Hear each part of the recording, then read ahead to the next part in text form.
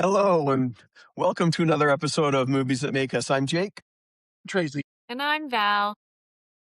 Sorry, I was off air. You guys miss a lot of really fun stuff. That's all I'll say. Outprinting. Yeah, For the Tracy was getting his hair ready and prepared for camera, and it looks wonderful, by the way. Thank you. Thank you. It looks wonderful. The conditioner is really making a difference.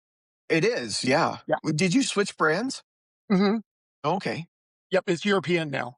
It's European. Yeah. Okay. Is that the name of the brand, or it's from Europe? It's from Europe. It's too fancy to pronounce. Okay. Yeah. Yeah, I was worried that it was like your YOUR''RE. That would be more appropriate. Yeah, European on my head. And I was like, Maybe avoid if that that was- brand. Maybe if that was a kid from Draper and that's how they spelt their name, but I don't.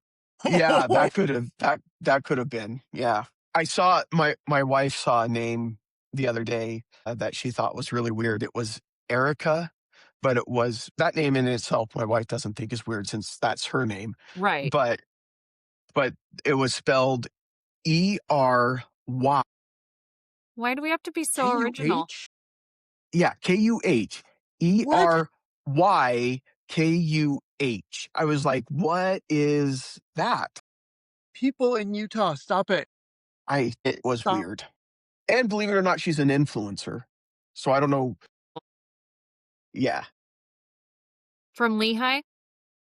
Yes. And I think most of her content right now is on the new garment because that's all the LDS influencers right now, the young women That's talking the big about. thing. Yeah, You know what? Good for her. Yeah. absolutely. She didn't name She's- herself, but she's doing something right in the world.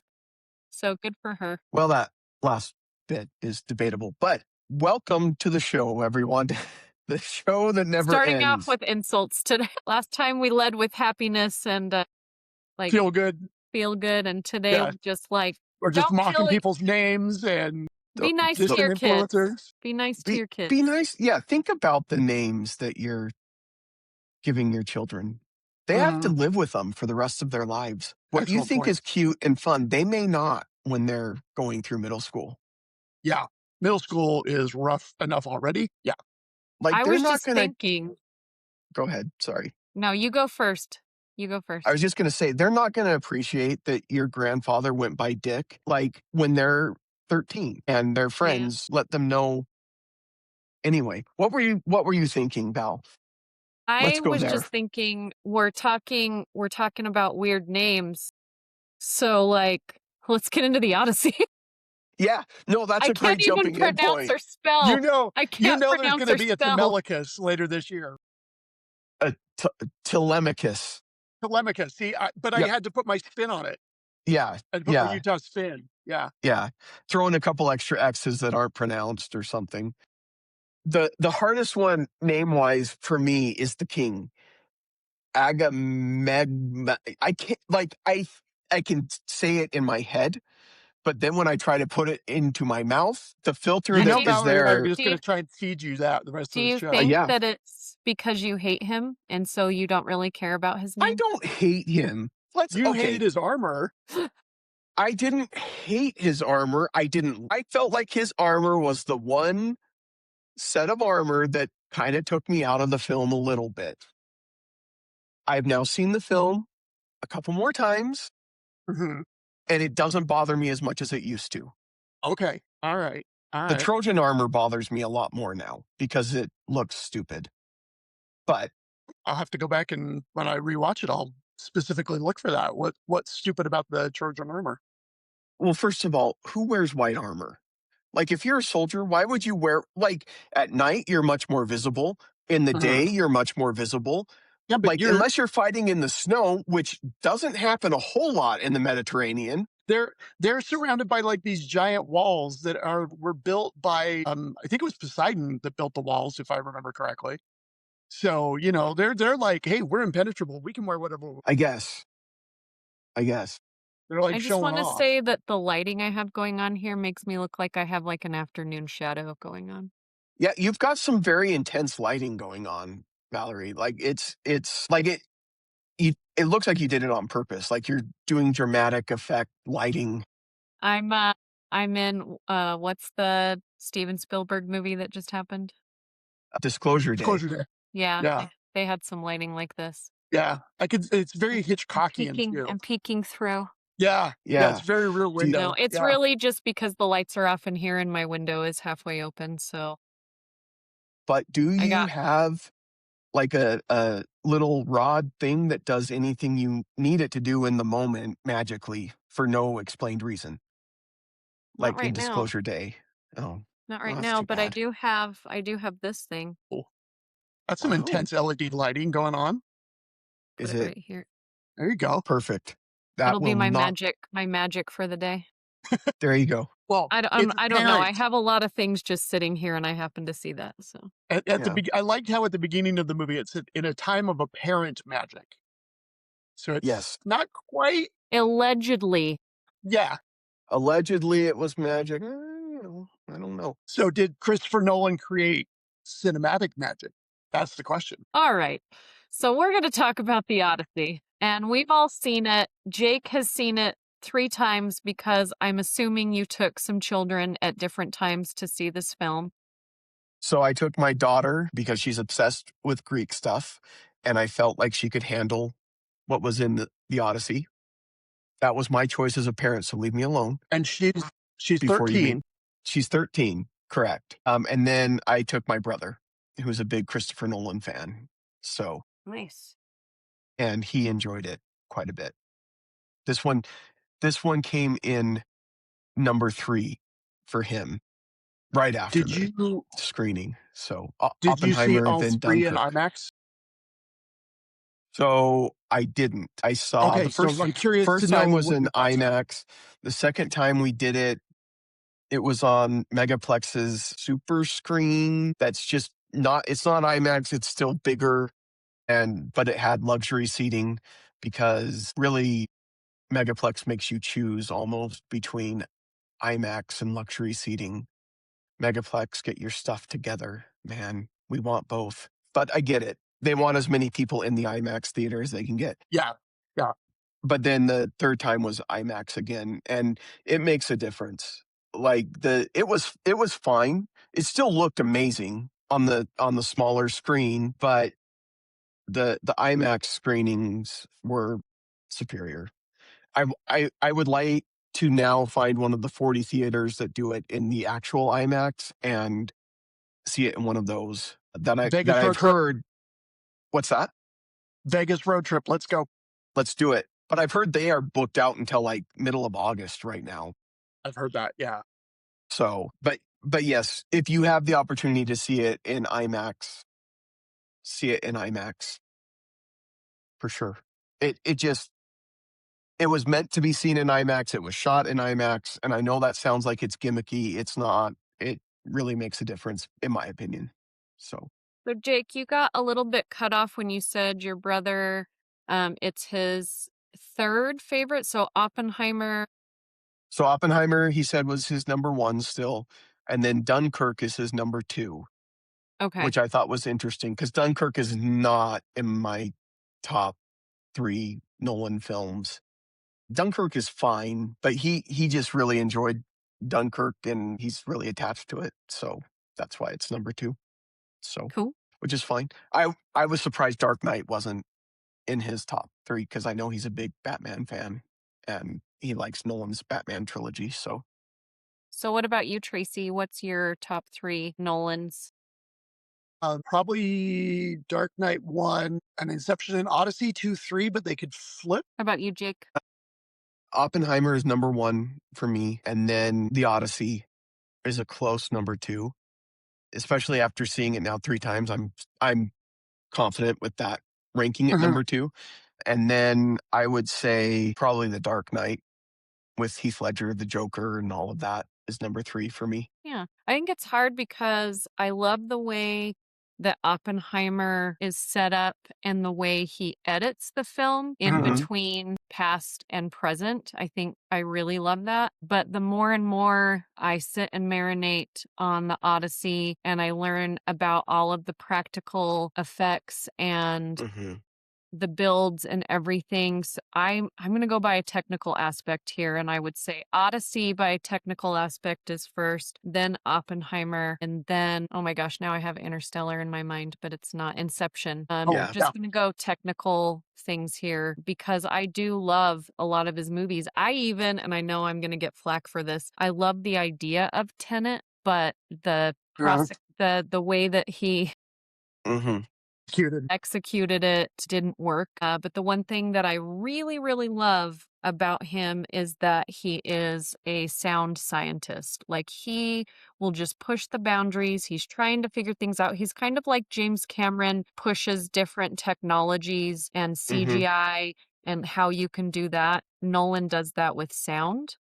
And I really appreciate that, even though sometimes it doesn't work, but he doesn't give up on it just because an audience doesn't love it. It's his thing. And the first 15 minutes of Odyssey, 20 minutes, I don't think the sound fit what we were seeing I agree. on the Yeah. screen. And I was a little worried. And then it started really coming together and just was amazing for the rest of the film. Yeah.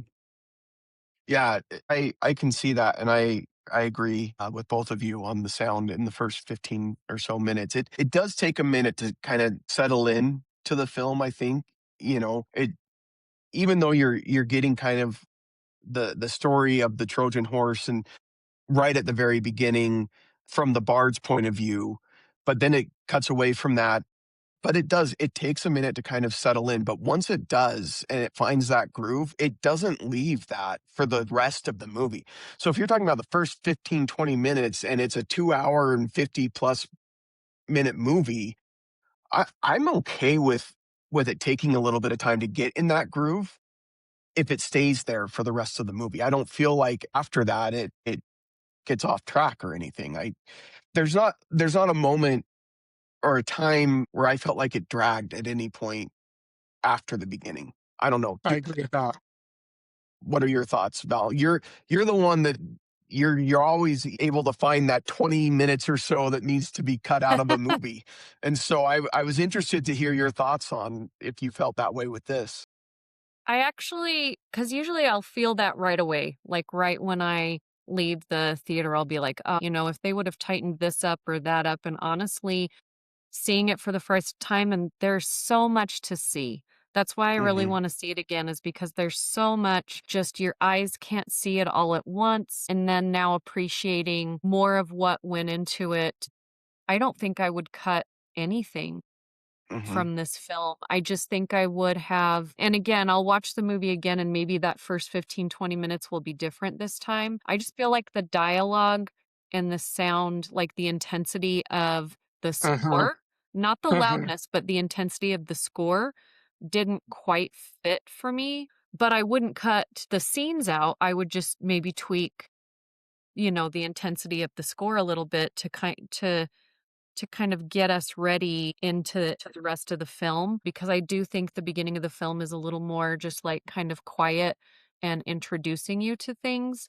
And immediately it's kind of like if you're a speaker and you want your audience to really get into certain moments of what you're talking about on stage, but you come out and you immediately are intense the whole time, then nothing you say is going to be important because you just come right out of the gate intense. And so for me, I wish it just would have been less intense at the beginning, but it didn't take away from the stuff later. There's just little tweaks for me. So long answer. No, I wouldn't cut anything from the film, but there are at least 10 things I would tweak about the film just to make it, because I'm being picky. Well, I think that's That's the okay. thing. When you have something that's so good, you're like, if just these little details just would take it to that next, you're like, you're so close. We want to just Yeah. get you to that next spot. Whereas if it's a bad movie, you're like, there's whole sections that we can critique, Yeah. What about you guys? I feel the same way. I do feel like at the beginning I was worried. I was like, oh no, this is going to be like Tenet and Dunkirk again, where it's like I'm having trouble understanding words and the score is very bombastic and it's very overwhelming. And I was just like, please please. And then it settled in and I was like, okay, this is great. But I'm with you, Val. The technical stuff is incredible what they went through. I mean, like hiking up the hill to where Ithaca is, and it's 1,000-foot incline. And the cast is going up there and they're helicoptering in some of the equipment, but they're carrying in a lot of this equipment. And the actors are hiking in costume. And Tom Holland is sprinting. Tom Holland's like breezing past. I saw an interview with Nolan. He's like, the first day I'm going up the hill and I'm feeling like I've got a good pace. And then Holland just goes zipping past me with the headphones on. And he's like, On your left. And so, and then it was funny that Matt Damon was like, well, I was impressed that you were walking with us. And he said, well, I asked my wife, who's the producer, about possibly taking the helicopter. And she said, if you're making everybody else walk, you're walking too. And he's like, yeah, I better walk. So, but I mean, like the blimp that they had to use to cover that camera, that makes that camera 300 pounds. And there's like behind the scenes footage of like 10 people hauling this camera up this grassy hill. It's not like even a trail. It's like rocky, grassy hill that they're going up. You know, it's incredible. Now, Jake, you've seen it 3 times. So seeing it 3 times, is there anything you would cut out of it? No. What was interesting, the last time that I saw it, you know, the first time you're just experiencing it, right? You're taking it all in. And so you're not looking at all of the smaller details. Or for me, sorry, I shouldn't say you, like Well, that's no, what totally. everybody does. But for me, I'm just experiencing it. I'm not taking in a lot of the smaller details. I'm thinking about, okay, what am I going to talk about in my review? What made it good? What made it not good? Things like that. Then the second time, I could sit back a little bit more and take in more of the technical aspect. I'd watched more interviews, more of the behind the scenes things like you were mentioning. But the third time, I paid more attention to the story. And I think the way that Nolan put it all together was really, really well done. Like the way he takes these multiple perspectives. So he takes Telemachus and Penelope are starting in the same spot. And the suitors and Penelope and Telemachus are all in the same spot. And then he very quickly gets Telemachus on his path where he's got to go and separates them. And so now we've got 3 different storylines going on at the same time with Odysseus, the main guy that I couldn't remember his name for a second, on Calypso's island, who's recollecting the journey that he was on. You've got Telemachus, who's going to Sparta, where he's, you know, working with Menelaus, Menelaus, right? Yes. Mm-hmm. And then you've got Penelope, who's got to deal with the suitors, particularly Robert Pattinson, who we'll talk about him in a minute, and his performance, which was fantastic. And he separates them for the second act, right? And then when he brings them back together in the third act, like the way he brings all 3 of these storylines together, it's so well done. Like, so I don't know where you cut something out, especially because there are things like the nobody scene that is cut. There are things that, you know, the lotus flower that Calypso is giving him, that's a different island in the original story of the Lotus Eaters where they get stuck and things like that. So there are things that are left out of the original story because you have to even get it to a pace where it makes sense in 3 hours. And so I don't know what you cut out. It's Yeah. so tight, and he put it together so beautifully and so well. Yeah. And I agree what you're saying. And there's a lot of people, I mean, there's a lot of hate for this film. There was hate before the movie came out. Right. But now there's just people kind of like the Michael Jackson movie in that, well, it's missing so many things. You don't see this and you don't see that. And this person Right. should be there. And there are so many different iterations of this story. And I think because we've seen some really good ones like Troy, which is a whole different side of the story that he didn't focus on. Like that's the Iliad more than it Right. is the Odyssey. But Right. because you have similar situations happening, people don't understand that they're not the same thing. You have Helen of Troy, but you don't have, this is a whole different situation. So if people can really look at what the decisions he made and why he made them as a filmmaker, and you keep your eyes here, then you can look at the theme of the film. Because in order to make the theme of the film work, he stuck with the characters and the storylines that made the theme work. And people will never be happy with something like this because everybody has their own idea of what the translation of this story is and what it means and who their favorite characters are. And it's a huge story, both in being iconic and epic, but also because there are so many characters and so many moving parts that you can't tell the whole thing. This isn't a Snyder cut. This isn't a freaking going to be a 6-hour thing later that, it's when you're a filmmaker, you have to decide what story you're telling. And just like in the Michael Jackson movie, that director, that filmmaker decided to tell this one specific time period in this theme of Michael Jackson's life.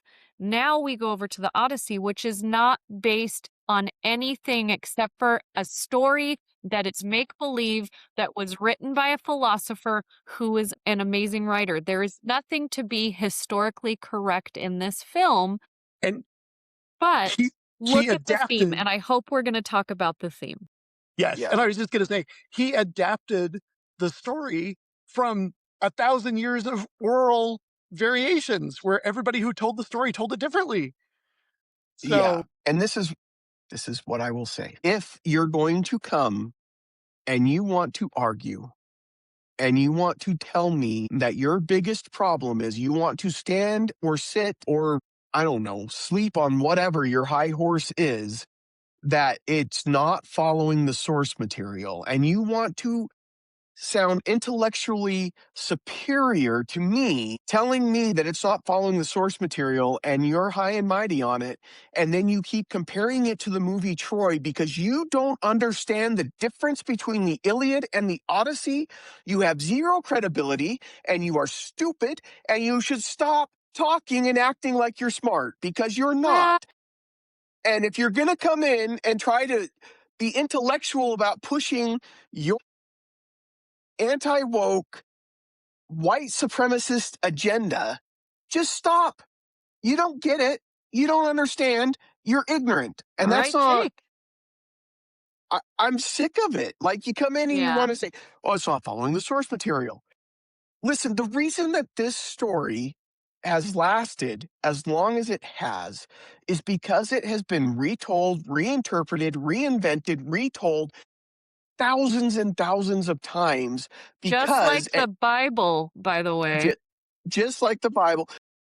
And the reason that it has is because at the core, what matters is the message of the story. And you're right, Val, we need to talk about that piece of it.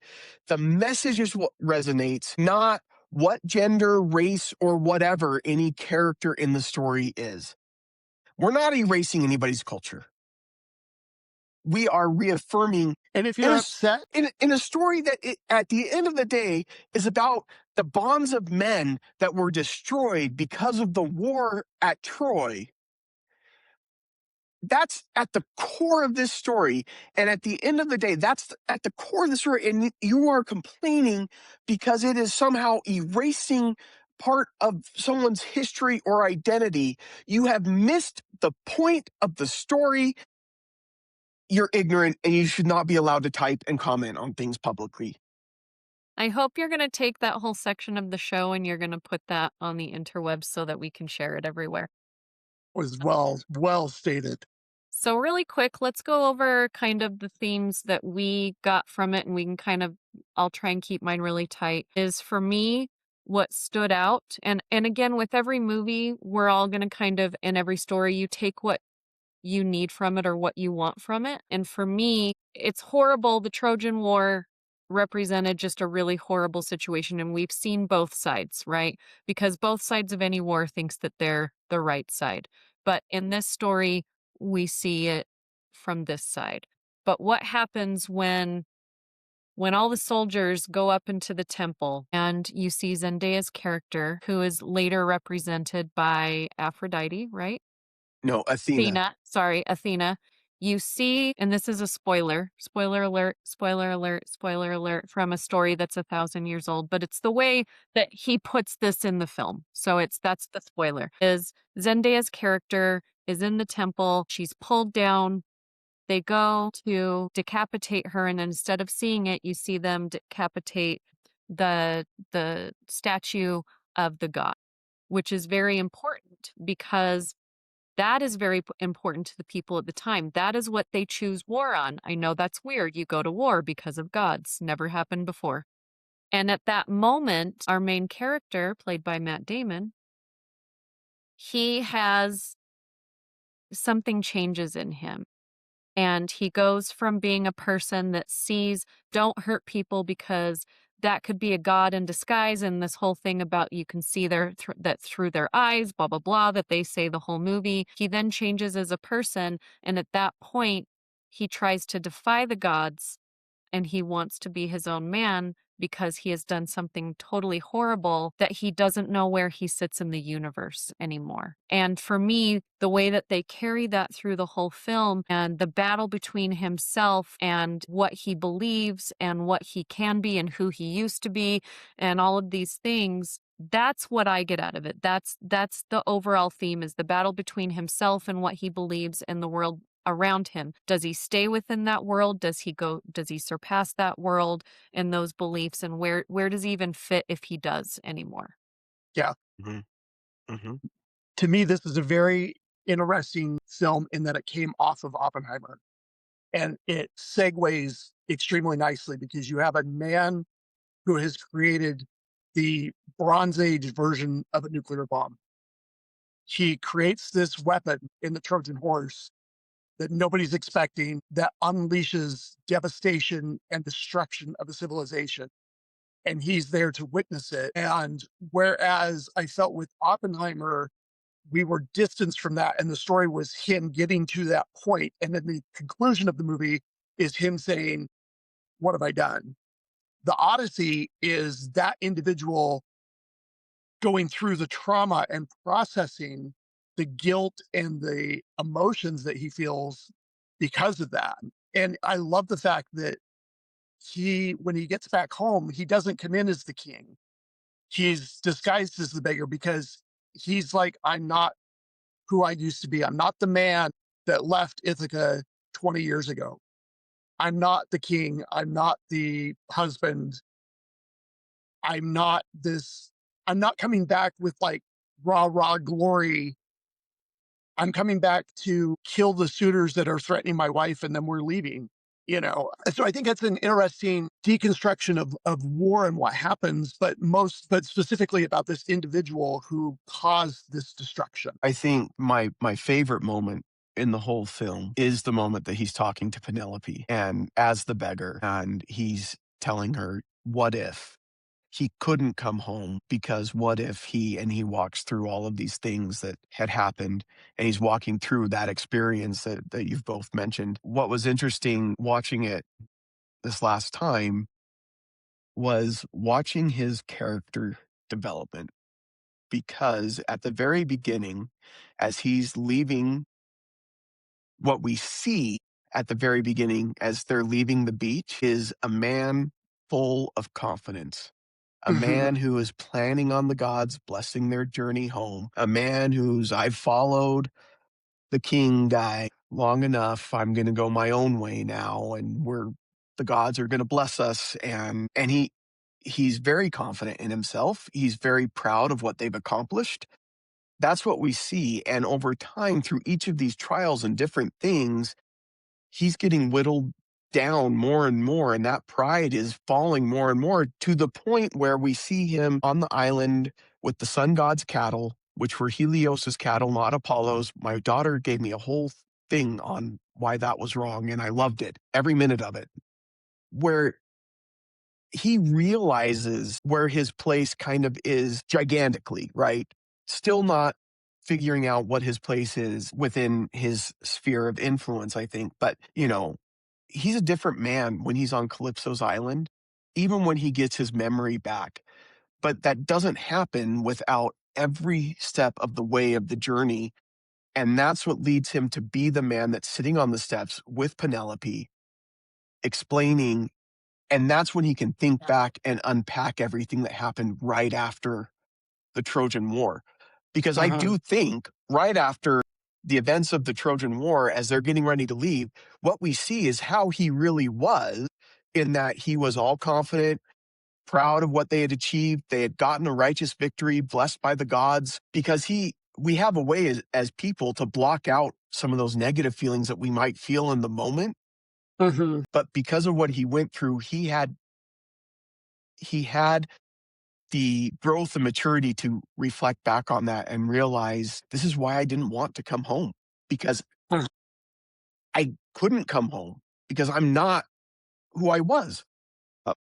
It is a really powerful story and journey about dealing with the consequences of the choices we make and the things that we do.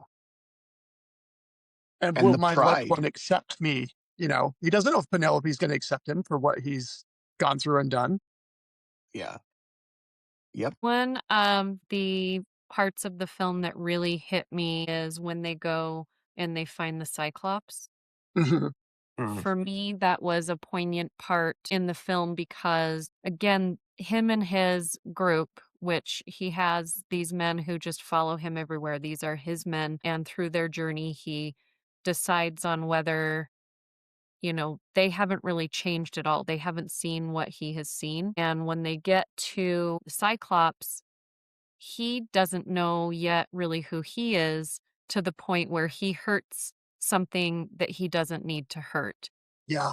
in a way. And so you've got this giant Cyclops, which if anybody would see a giant Cyclops, you would automatically think that this is a horrible creature. You need to take it down and hurt that, get rid of it, basically. It's a monster. The way that they created his face was fantastic. When I found out that that was a puppet, was even more fantastic to me.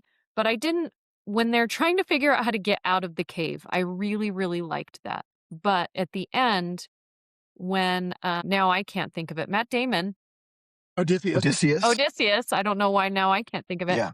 Odysseus, at the very end, spoiler alert, again, I'm going to tell you that if you want to turn your, I guess we could just tell everybody that this has spoilers in it. Sorry, we didn't really talk about whether we're going to do that. But at the end, as everybody's leaving and they got out of the cave, Odysseus turns and he shoots another arrow at this beast that is just trying to live its secluded life with its flock. Everything is fine. They intruded on his, or its, I guess, its area. And even his main followers, like, you didn't need to You do have to do that. that. And my heart, when they were taking him down, it just sunk, because man has always gone to different places and decided that they know best. They just killed, all of these people, and they felt good about it. Like, that's what they wanted to do. They went in, they killed all of these people. Now they left, they're trying to get home, and on their way home, they then decide that they are still the best group of men on the planet, and they try and hurt everyone that they see. In a way, they got a lesson somewhere else in the story, which they weren't gonna hurt, at least we don't think so. But that Cyclops moment, to me, my heart sunk, and I just realized, even though I knew they killed a bunch of people, I knew that was gonna happen, I guess. So I was a little bit like, we knew the horse was gonna go in, they were gonna kill all these people. So I kind of saw that coming. But when they got to the Cyclops, to me, I was just like, that was uncalled for. You guys really don't know who you are and what you're doing. And I was really upset at Odysseus at that point. And when he felt that later, I felt more for him because he realized all the bad things that he had done. So I don't know how you guys felt about the Cyclops moment, but for me, that was a very poignant part of the film.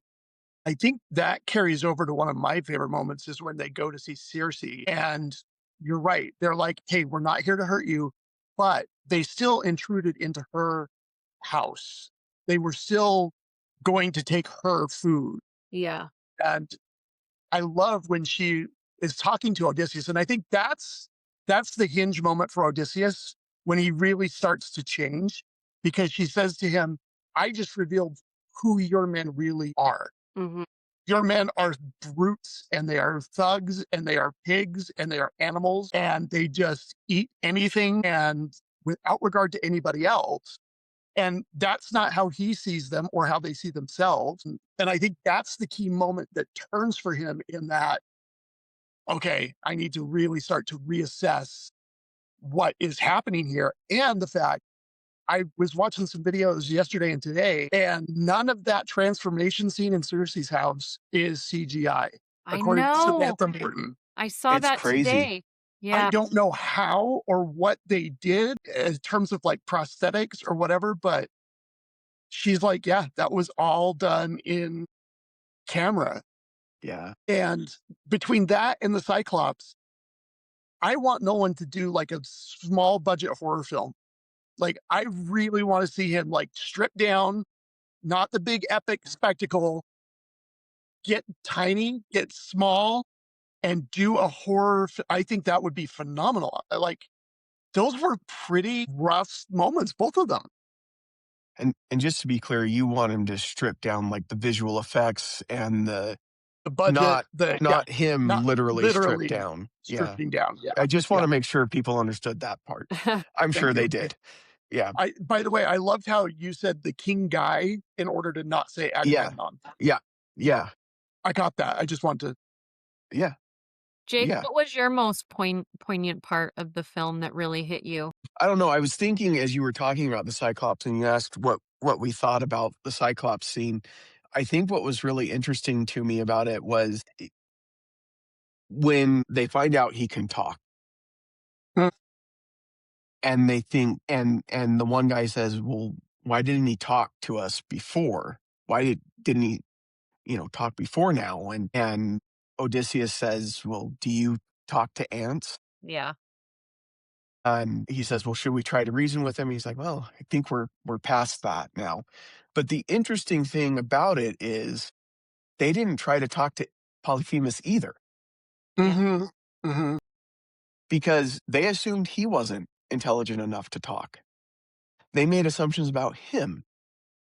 But it's interesting because they put all the blame on him. Well, you don't talk to ants, so of course he didn't talk to us. It was his fault. He made assumptions about us. But they made the same assumptions about him. Yeah. And that hubris. And that is really what it is. Odysseus has that hubris and that pride that then Poseidon breaks him of that. Yeah. And for folks that may not know, the Cyclops, Polyphemus, is a son of Poseidon, Mm-hmm. right? And they call that out, I think, in the film. And so Poseidon breaks him of that hubris, and that's what the rest of that journey is. Yeah. So I think, go ahead. Yeah. No, finish. You finish Well, I your was just thought. going to say, I think that whole Cyclops scene on the surface, it's them fighting this big monster, but really there's a lot more depth to it. And it Mm-hmm. is, like you said, Val, very poignant.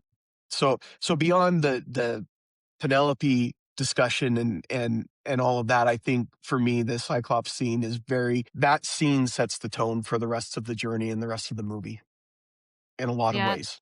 A lot of people are upset that you don't see more monsters and that you don't see the gods. And for me, it makes sense. Again, he's got to make choices. There are way too many monsters, right? Mm-hmm. And he's got to make choices. But I like that you don't see the gods. They're there, and he knows they're there. And he Mhm. keeps getting told that they're there. But when you don't see it and you can't touch it, then you can try and get around it. And so it goes with the theme that we all have our beliefs that are here. Whether we decide to follow through with our beliefs to stay at a moral compass that you think is a moral compass, that's up to you, and you're going to fight with that all day long if you think that you know best. And if you know that you have to give up 2 of your men to save your whole crew, you're going to struggle with that, right? But you think that, you're so high and mighty, you're so good at what you do because everybody's told you that you are so good at what you do. You can get around that. You can get around being a jerk, even though everybody's Mhm. telling you that you're a jerk, right? Like, that's, to me, I like that you don't see everything, but you know it's there, and Well, then you see the wrath that comes with it. Well, and that ties into, Val, with Agamemnon sacrificing his daughter because someone tells him, the oracle tells him, the gods want to sacrifice. So he sacrifices his daughter to get the winds, but that's what causes him to lose his life when he comes back. And so I like the fact that there is this nebulous. You don't see the gods saying, I need you to go sacrifice your daughter. It's he got told that's what the gods wanted. And even with Athena looking like the woman that was killed in Troy, is it Athena who's actually there, who is just putting on that face? Or is that a visualization? Like, is he visualizing his guilt? Like, is that a manifestation of what he's seeing inside? And there are no gods. I like the fact that there's this nebulous Yeah, thing, and we'll and that never we know. don't have a Clash of the Titans where we see the actual gods. Yeah, Nolan will never tell us. He'll never tell us because he's a jerk. Just kidding. He's not a jerk. He doesn't want to define the experience for us, and so he Yeah, 'cause won't. he technically doesn't know either, right? He does. So does. last week he was interviewed with he was on the Daily Show with Jon Stewart, and Jon Stewart asked him, and he said, "No, for me it's important that I know as I'm telling the story what it is, but it's also important to me that I never ever share it so I don't define the experience for the audience." I love that. It's the spinning So, top from Inception. Yeah. Yeah. he knows the spinning top. He knows. And the library scene in Interstellar, he knows, but he won't ever share it. So, but so Agamemnon, Yay! yes. What's interesting about that is, again, it's showing that hubris, and all throughout this, it's all about that pride, because he sacrifices his daughter, and then when he comes back from the war, his wife kills him because she never forgave him for throwing their daughter into the ocean, which is weird. Why would she, Why did she hold that grudge? still, yeah. But when he talks to Odysseus on the beach, it's not about, we don't have a Jacob Marley moment here where he's like, I was bad in life and you should be better than me. It's, you should be smarter than me and assess the situation when you get home, because someone may be waiting to betray you because she betrayed me when I got home. Excuse me, sir, you threw your daughter and her daughter into the ocean and then she killed you for it. Like, seems justified in a lot of ways. So that pride is there. And even when they talk about Zeus's law all throughout, they are using that as an excuse to pillage and plunder because it's Zeus's law. They are supposed to take care of us. It's Zeus's law. We're going to eat this cheese because it's Zeus's law. They've got to feed us. They've got to take care of us. Oh, Circe, yeah, you're going to take care of all of these men by yourself because Zeus's law. You just have to. Like, there are so many levels and depths to this film. We could spend hours and hours talking about it, but we won't, because nobody's going to listen to us for hours and hours. Maybe we'll Talking do a about one part movie. 2 after we've all seen it again. Would work. That would be fun. So Yeah, we let's didn't give it even a get into grade. like the acting or the score, or so. The Yeah, score we is got more we could fantastic. talk about. It's another Ludwig Göransson score. He's amazing. Let's give it a grade, though. Let's at least do that here on this episode. Tracy, what grade are you giving? I don't think there's any suspense here, but what grade are you giving this film? It's a solid A for me. It might be an A plus on multiple viewings. It's really fantastic filmmaking on a technical level, on a visual level, on a storytelling level. There's a few things that really keep up from an A plus, like we've talked about, just some of the small things we tweak in the first 15 minutes, but like the last 45 are just flawless. Val, what are your thoughts? When I first came out of the film and went home to start writing my review, it was a B plus for me. But the more I was thinking about it and the more I really got to digest it, because this is one of those movies that you're going to digest. Like, it's going to take a while to marinate for most of us. And again, I know I need to watch it again because I missed some things, but now it's an A minus for me. I feel pretty strongly that the A minus is going to stay an A minus because of the things that I haven't told you yet that I think are poignant mistakes that could be fixed, and maybe it would be an A. But again, still in an A category. It's just an A minus for me. Yeah. I gave it an A plus personally. I just, you guys know I'm not as technical as far as that goes with my reviews. And for me, the story was powerful. I think the acting was well done for the most part. John Leguizamo surprised the heck out of me in this. He was fantastic. But I just think the message for me and the experience that I had watching it, it was a solid A plus for me. Nice. So, And that's after 3 viewings. that's A lot of times when you watch it another time, you start to notice Yeah. more flaws and it comes down. Yeah. Yeah, and again, there's not a perfect movie out there, but this is one that gets into some rarefied air, in my opinion, as far as getting close to that. But I would go see it a 4th time. Like, it's a 3-hour-long movie. I would spend another afternoon watching this movie. No problem. So, Well, I would But say they- this episode, part 1, is all about feelings. yeah, we did get And then into if a lot we of do a part feelings. 2, we'll get into score and acting and editing. Because like you said, it's a 3-hour movie. It's really hard sometimes to put all of our thoughts into 1 hour. Yeah, and we'll see what heated rant I'll have ready for next time too. I'm So, excited to see what you have cooking. yeah, we'll see. I'm sure there will be something that has made me angry between now and the next time we record. So, but until next time, thank you all for watching, listening, wherever you enjoy us, and we'll see you next time. And we won't see you at the movies unless we do. And then if we do, say hi. We'd love to talk to you. Bye.